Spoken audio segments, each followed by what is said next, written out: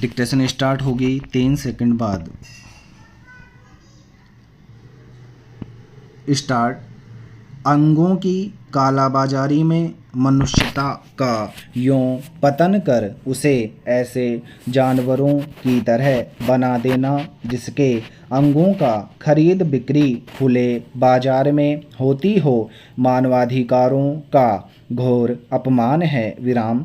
अंगों के कालाबाजारी की आपराधिक पृष्ठभूमि के चलते उपजी गोपनीयता के कारण वर्तमान हालात के बारे में कोई सटीक ताज़ा आंकड़ा उपलब्ध नहीं है।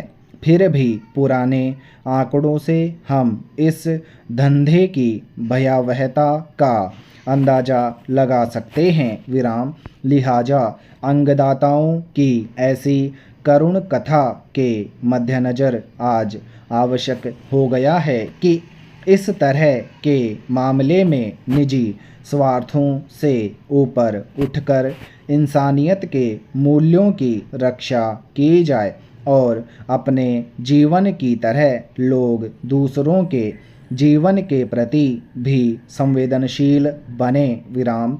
विचारणीय है कि स्वार्थवश किसी मजलूम की मजबूरियों का फ़ायदा उठाकर अगर कोई अपनी धन शक्ति की बदौलत दूसरों के अंग छीनकर 2-4 साल की उम्र बढ़ा भी ली जाए तो यह अमानवीयता से कम नहीं होगी। विराम। पैरा। विचार एक प्रकार की ऊर्जा है। विराम। जिस तरह से मस्तिष्क मनुष्य के शारीरिक और मानसिक कार्यों को नियंत्रित करता है, उसी तरह विचारों द्वारा वह अपने जीवन को परिभाषित कर सकता है। विराम। मनुष्य के विचार परिपक्व और अच्छे होने चाहिए। विराम। उसका सोचना, महसूस करना और चाहना तर्क संगत और कल्याणकारी होना चाहिए। विराम। किसी भी मनुष्य के विचारों में जितनी ताकत होगी उतनी ही वह अपने और अपनों के जीवन को सगुण रूप से फलित होते देख सकेगा। विराम। इस तरह की बातें खूब सुनने में आती रहती हैं। विराम। विचार शक्तिमान हैं। विराम।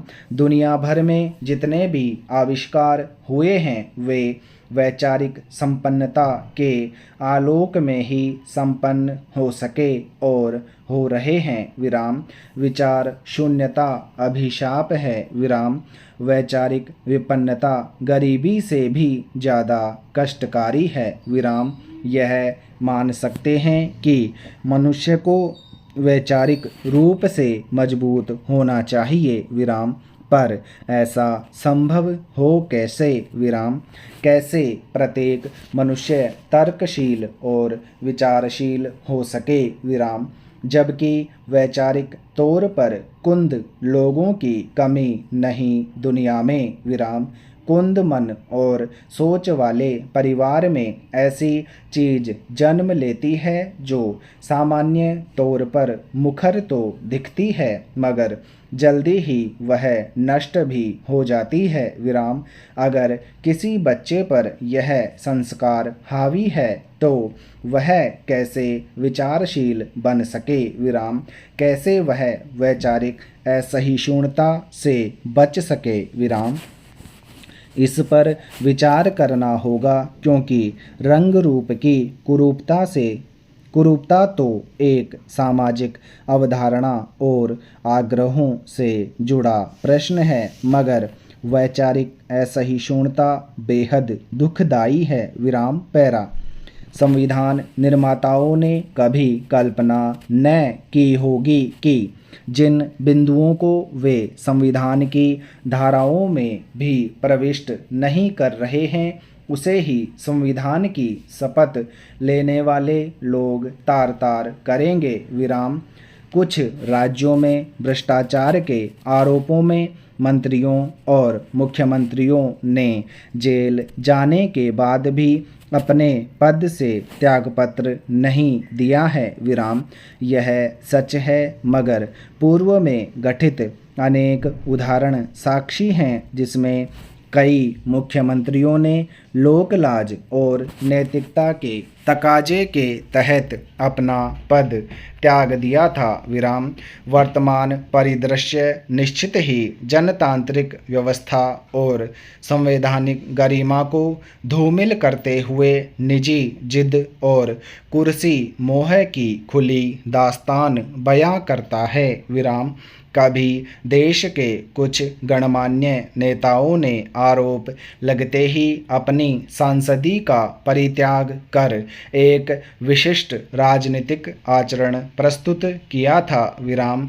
मगर अब जो हो रहा है उसे वोट की राजनीति पर सवार होकर टूटते बिखरते संवैधानिक मूल्यों को शीत निष्क्रियता में रखने की कुचेष्टा कहा जाना चाहिए विराम।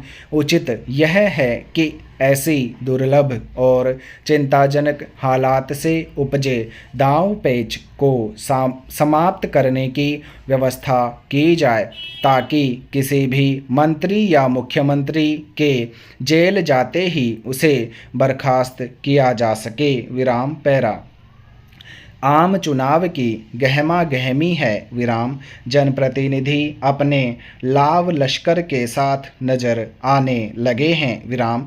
राजनीतिक दल अपना अपना घोषणा पत्र भी जारी कर रहे हैं विराम।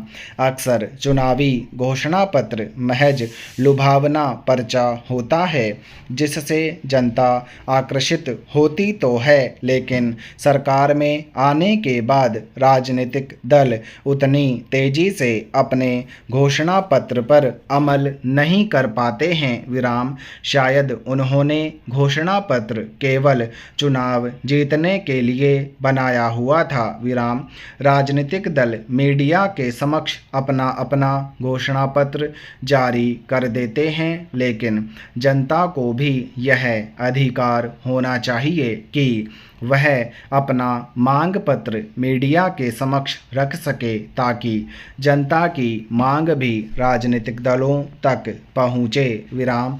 साथ ही राजनीतिक दलों को चुनावी घोषणा पत्र को कैसे कितने समय में पूरा कर लिया जाएगा उससे देश और प्रदेश की अर्थव्यवस्था पर क्या असर पड़ेगा, बाकायदा इसको भी समझाना चाहिए विराम। चुनावी घोषणा पत्र केवल हवा हवाई नहीं होना चाहिए विराम। पैरा भारत में रोज कमाने खाने वाले लोगों की बहुत बड़ी संख्या है विराम। वे काम ढूंढने के लिए दूसरी जगह जाते हैं विराम। इसके लिए ट्रेन भी आने जाने का एक माध्यम है विराम। ऐसे लोगों को ऊंचे सपने दिखाने के लिए पहले से प्रयास चालू हैं विराम। अब इस कड़ी में वंदे भारत ट्रेन जुड़ी है विराम। इसमें यात्रा करना हर एक के बूते में नहीं है विराम। आखिर व्यक्ति का पैसा मेहनत का है विराम। मात्र 2-3 घंटे की यात्रा के लिए ऊंची कीमत चुकाकर वह ऐसी ट्रेन में क्यों बैठेगा विराम। अब ऐसी ट्रेन के लिए यात्री नहीं मिल रहे हैं विराम। किसी चीज़ को चलाने के लिए आय का साधन पर्याप्त होना चाहिए विराम। जब यात्री नहीं होंगे तो ट्रेन कैसे चलेगी विराम। इसलिए ऐसी ट्रेनें घाटे का सौदा है विराम। दूसरी तरफ रेलवे कहता है कि उसे हर यात्री टिकट पर घाटा होता है विराम। यह कैसा विरोधाभास है विराम। एक तरफ ट्रेन खाली दौड़े और दूसरी तरफ हर यात्री पर घाटा दिखाना विराम।